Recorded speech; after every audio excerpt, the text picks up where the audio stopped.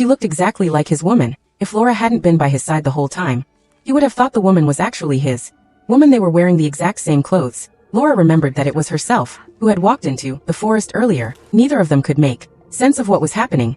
They rushed back to their car and sped away, but they hadn't driven far when they saw the strange man blocking another car. Kyle honked the horn, hoping to air him off and give the people in the other car a chance to escape. The noise distracted the stranger, and a couple quickly got out and ran.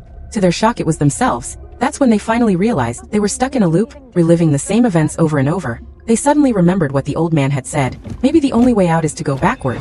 Kyle shifted into reverse to see if it would work. Soon, they spotted a sign marking the boundary of the forest. Overcome with relief, they embraced, thinking they had finally escaped. But when Laura opened the trunk, she found a tent, identical to the one the strange man used. Inside a box was a dagger, exactly like the one he carried. She froze. Could Kyle be the stranger? Had her own husband tried to kill her? Terrified, she picked up the dagger and pointed it at it, demanding he get out of the car. Kyle, confused and alarmed by her emotional state, stepped out. No sooner had he exited than he saw the strange man approaching with a drawn knife. Panicked, Kyle ran into the woods, hiding behind a tree to avoid being caught. Back in the car, Laura turned to find a blood-soaked version of herself in the passenger seat, screaming for help. Terrified, Laura jumped out of the car, unable to tell what was real anymore.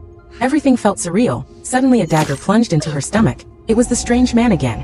As she looked up, Laura saw his face. It was her own. Just then Kyle returned and found his woman badly injured. Enraged, he attacked the stranger and killed them. But before they could recover, another stranger appeared. Kyle fought back fiercely to protect Laura, but was eventually knocked to the ground. The stranger's face came into view. It was another Kyle. No one knew why. They were being hunted by versions of themselves. As Kyle lay on the ground, the stranger tied Laura up with rope. Sensing she was in danger, Kyle suddenly sprang up and attacked the stranger.